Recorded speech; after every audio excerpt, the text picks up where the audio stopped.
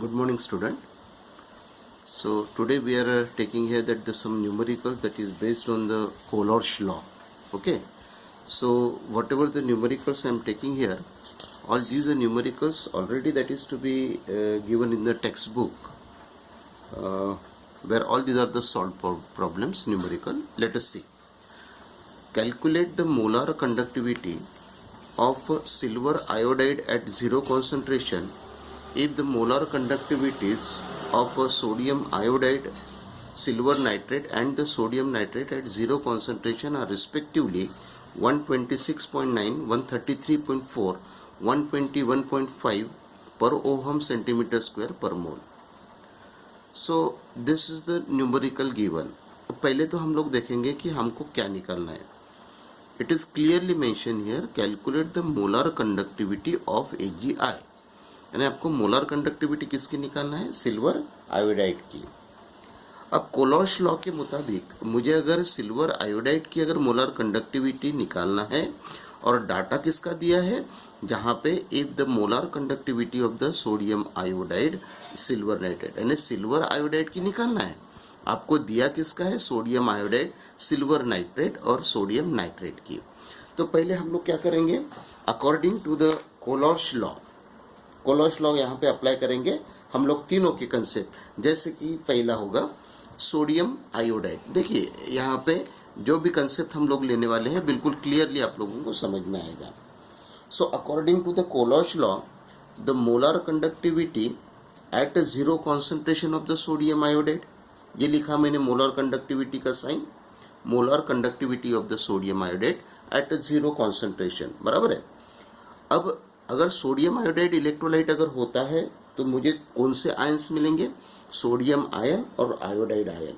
So the molar conductivity at zero concentration of the sodium ion plus molar conductivity of iodide ion at zero dilution और the zero concentration. Okay, इसकी value आप लोगों को दी है, कितनी दी है? सोडियम आयोडाइड के लिए वैल्यू दी है 126.9.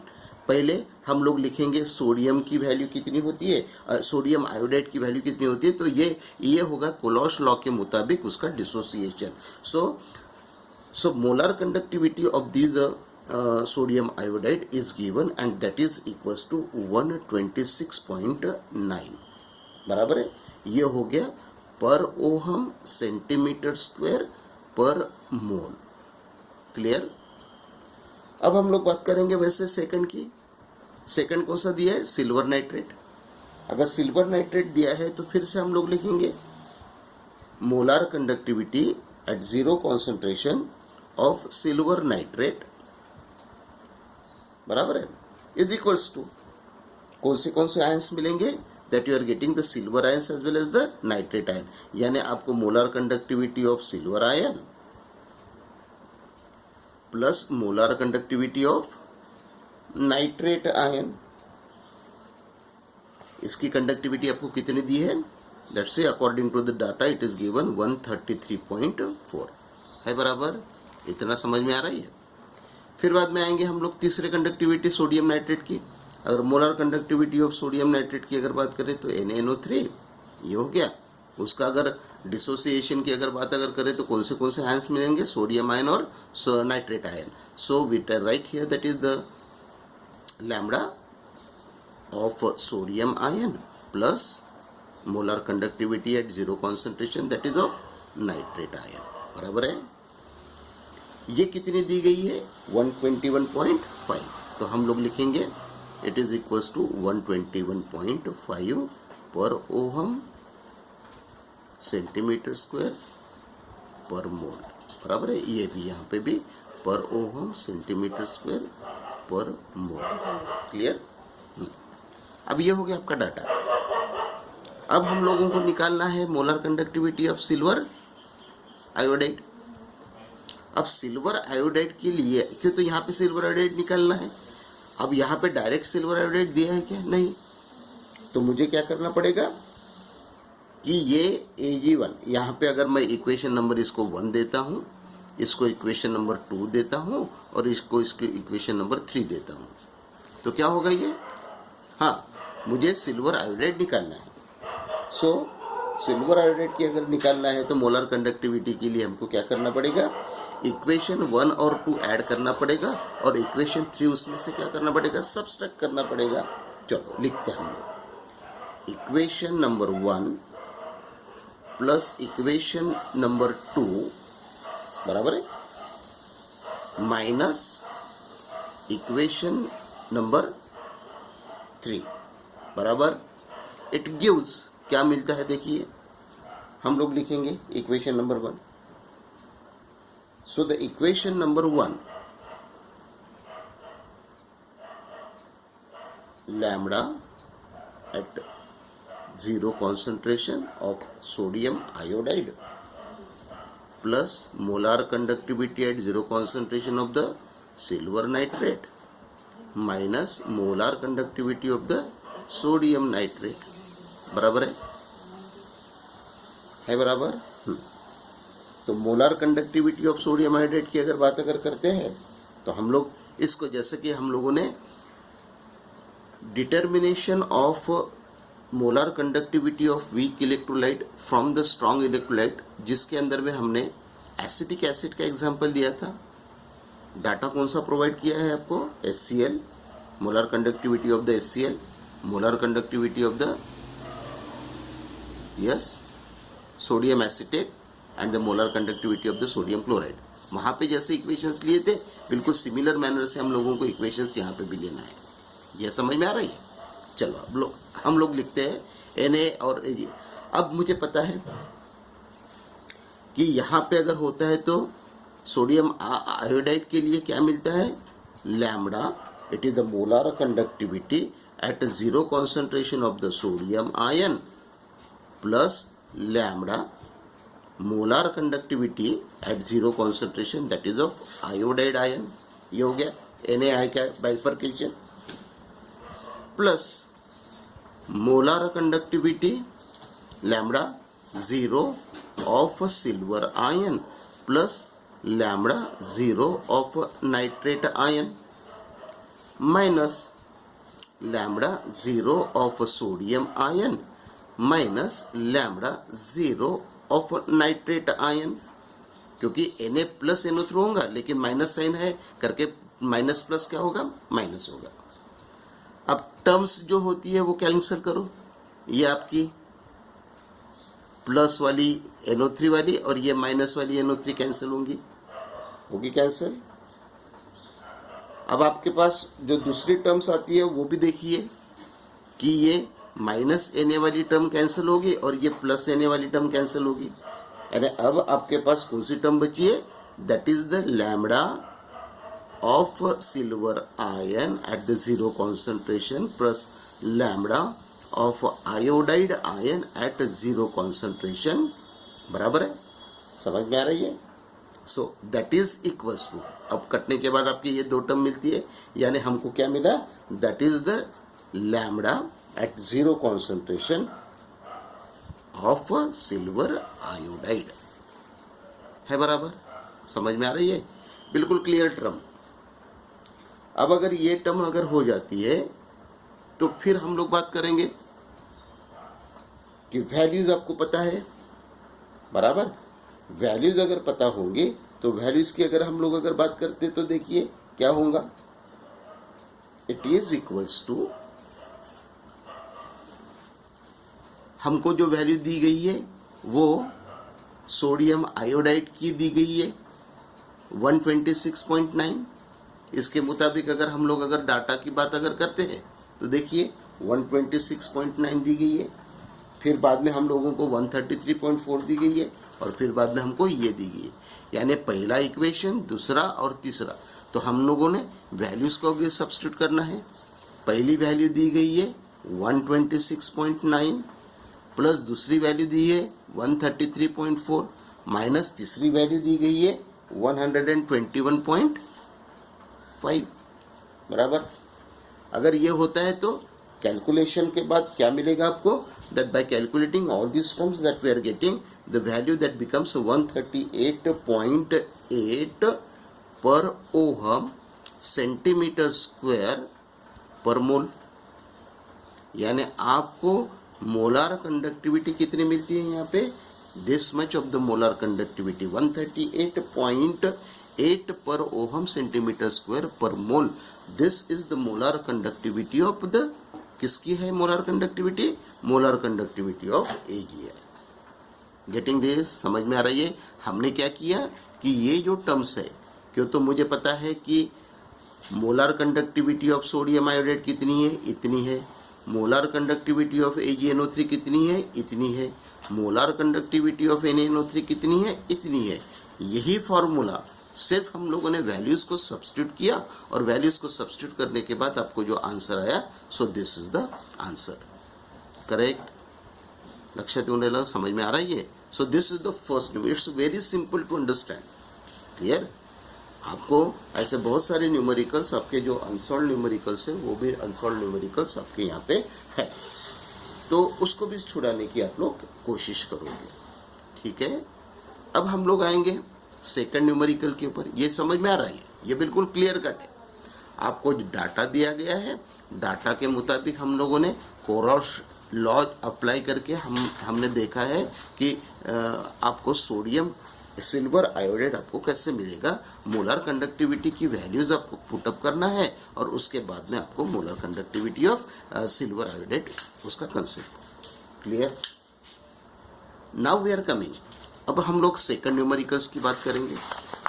अब देखिए सेकंड न्यूमेरिकल में क्या होता है, यहाँ पे भी जो न्यूमेरिकल जो दिया गया है उसको भी हम लोग समझ लेंगे। सर सभी न्यूमेरिकल्स, मैंने पहले आपको बोला है कि ये जो भी न्यूमेरिकल्स है वो सारे के सारे आपकी किताबों के अंदर में दिए गए हैं।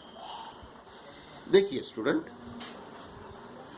कैलकुलेट द मोलर कंडक्टिविटीज, क्या निकालना है आपको, देखिए calculate the molar conductivity at 0 concentration for calcium chloride and the sodium sulphate.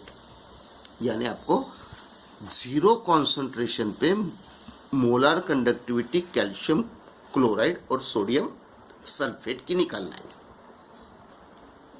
अगर मोलर कंडक्टिविटी कैल्शियम क्लोराइड और सोडियम सल्फेट की निकालना है तो पहले मुझे इक्वेशंस के द्वारा, यानी जो हम लोगों ने पहले बोला कि कोलोश लॉ के लिए कि भाई वीक इलेक्ट्रोलाइट अगर होते, स्ट्रॉन्ग इलेक्ट्रोलाइट अगर होते तो that gets dissociated, where the rate of dissociation that will be different. Okay, तो मैं पहले बात करता हूँ यहाँ पे कैल्शियम क्लोराइड की। अब अगर मुझे कैल्शियम क्लोराइड के लिए मोलर कंडक्टिविटी है 0 concentration, so molar conductivity at 0 concentration of calcium chloride ये निकालना है। तो पहले मैं आयंस की बात करूंगा कि मुझे कौन से आयन मिलते भाई, molar conductivity at 0 concentration that we are getting which ion, calcium ion. Calcium के ऊपर पॉजिटिव चार्ज होते 2 प्लस, क्यों तो ये लॉ है, लॉ क्या बोलता है, the molar total molar conductivity of the electrolytic solution that will totally depend or that will be the sum of the total number of the cations and the anions. So we are getting here the calcium के अंदर में 2 positive cation मिलता है, Ca that carries the 2 positive charge, and then C that is the another that we are getting, that is the Cl that carries the only negative charge 1। बराबर है, यह ऐसा equation मिलता है। बट सी मैंने वहाँ पे आप लोगों को मैग्नीशियम क्लोराइड जो भी एक एग्जाम्पल दिया था, और वो एग्जाम्पल के तहत मैंने आपको ये भी बताया था कि स्टोइकोमेट्रिक इक्वेशंस को फॉलो अगर करना है तो यहाँ पे 2 क्लोरीन है और मुझे कितना मिल रहा है यहाँ पे Cl निगेटिव, तो हम लोग इसको मल्टीप्लाई करेंगे 2 से, ताकि ये होगा ट्वाइस Cl निगेटिव। बराबर है, समझ में आ रहा है ये, यानी ये हो गया आपका एक इक्वेशन, ताकि हम लोग जिसको स्टोइकोमेट्रिक इक्वेशन, स्टोइकोमेट्रिक के द्वारा हम लोग कर सकते हैं।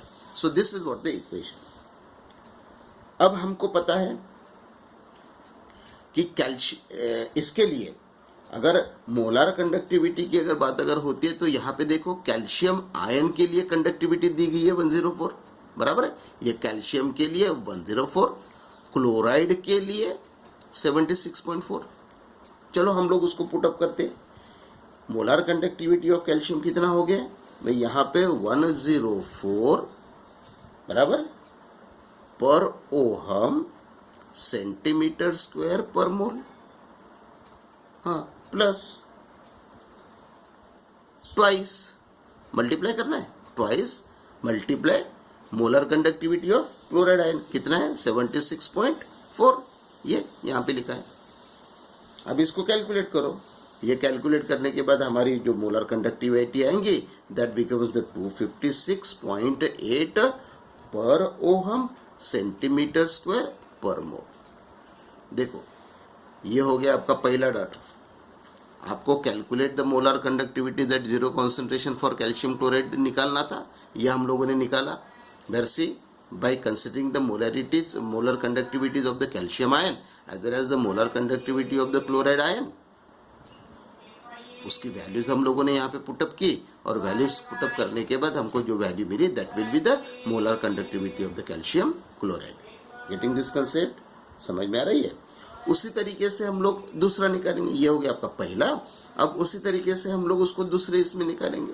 देखिए दूसरे के लिए क्या दिया गया है भाई, आपको कैल्शियम सोडियम सल्फेट की निकालना है तो सोडियम आयन के लिए दिया है 50.1 और दूसरे के लिए सल्फेट के लिए दिया है 159.6, बराबर है। तो हम लोग पहले इक्वेशन लिखेंगे, बराबर है, इक्वेशन लिखेंगे। चलो हम लोग इक्वेशन लिखते। ये हो गया आपका lambda zero that is at zero concentration of the sodium Na2SO4 sodium sulphate के लिए, बराबर है। इट इज इक्वल्स टू, अब यहाँ पे हम लोगों को स्टोइकोमेट्रिक इक्वेशन फिर से फॉलो करना है। सोडियम का कितना है Na, सोडियम पॉजिटिव, यहाँ पे 2 है करके मल्टीप्लाइड बाय 2 होगा, बराबर है, प्लस हाँ अब ये 2 पॉजिटिव चार्ज हो गए और सल्फेट के ऊपर कितने होते हैं लैम्बडा 0SO4 2 निगेटिव, बराबर है। यानी ये 2 निगेटिव चार्जेस और ये 2 पॉजिटिव चार्जेस, यानी आपका इक्वेशन बिल्कुल सही आ गया, करेक्ट। अब हम लोग वैल्यूज को सब्स्टिट्यूट करेंगे।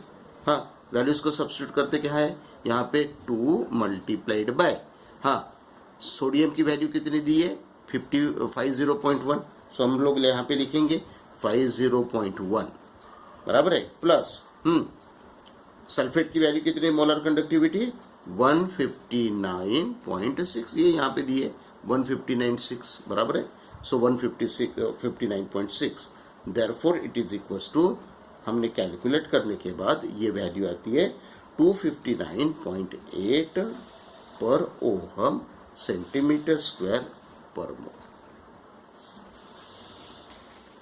ये वैल्यूज आ गई आपकी।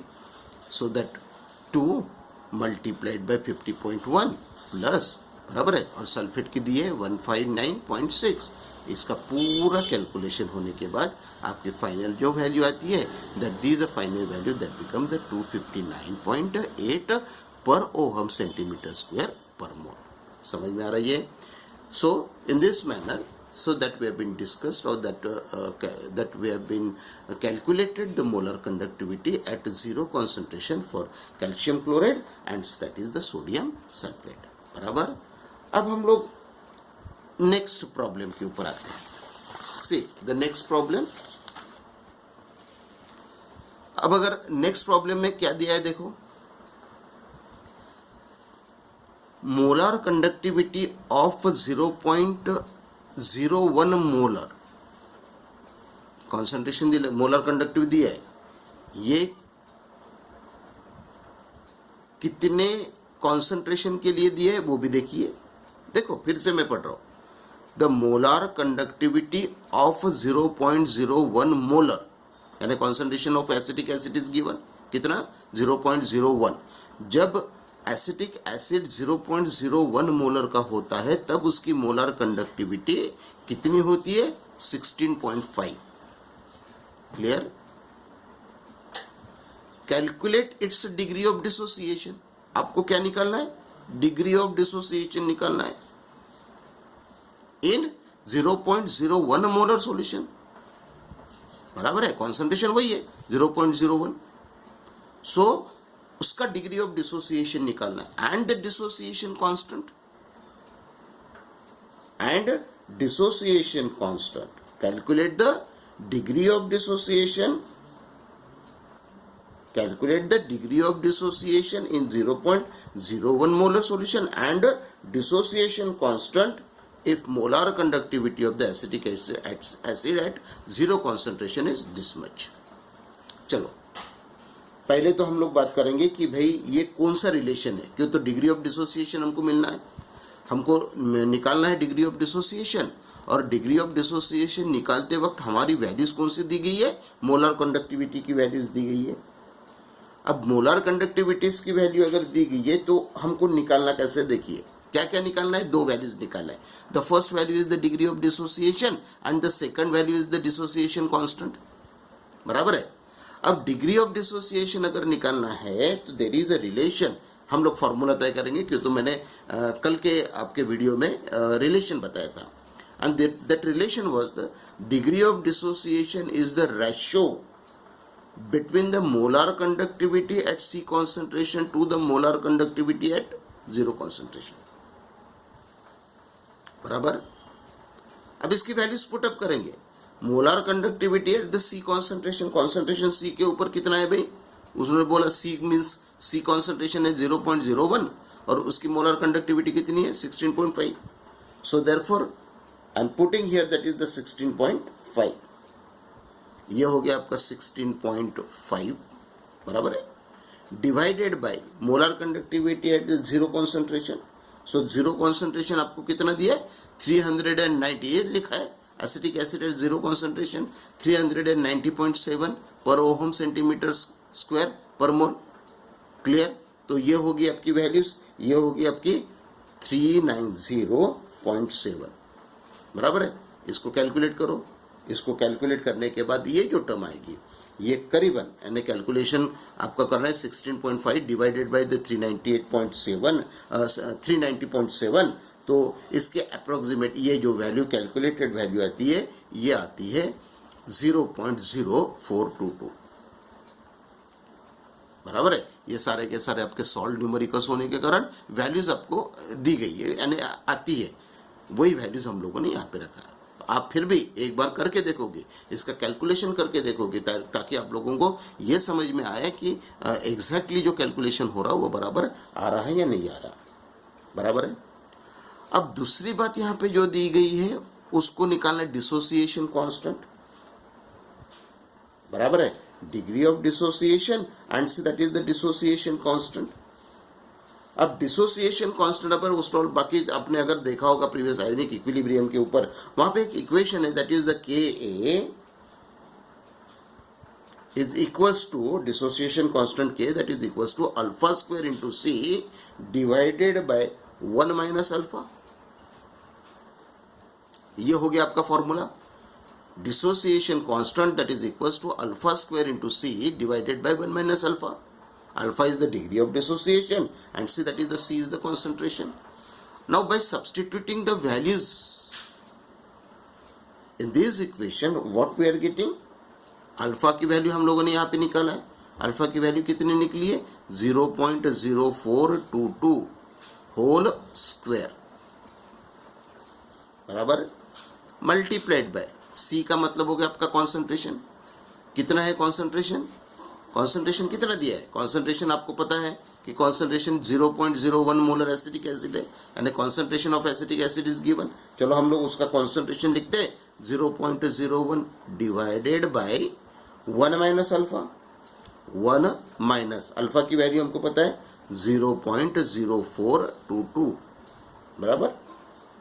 अगर ये कैलकुलेशन अगर होता है, हाँ, तो ये कैलकुलेशन कितना होगा, ये कैलकुलेशन करने के बाद यानी इसका पहले स्क्वायर निकालना पड़ेगा, ये स्क्वायर फिर बाद में मल्टीप्लाई करना पड़ेगा 0.01 से, ये होगी आपकी न्यूमरेटर की वैल्यू और डिनोमिनेटर में 1 माइनस 0.0422 कर, बराबर। ये सब वैल्यू कैलकुलेट होने के बाद finally the value that becomes, see that is the 1.85 into 10 to the power -5, ये आती है calculated value, isn't it? This is what the calculated value। अब ये कैलकुलेटेड वैल्यू इतनी होने के बाद, सो नाउ आपका जो न्यूमेरिक प्रॉब्लम जो है आपको क्या क्या निकालना था, the first that was the degree of dissociation and the second it was the dissociation constant. तो हम लोगों ने निकाला, ये पहला डिग्री ऑफ डिसोसिएशन।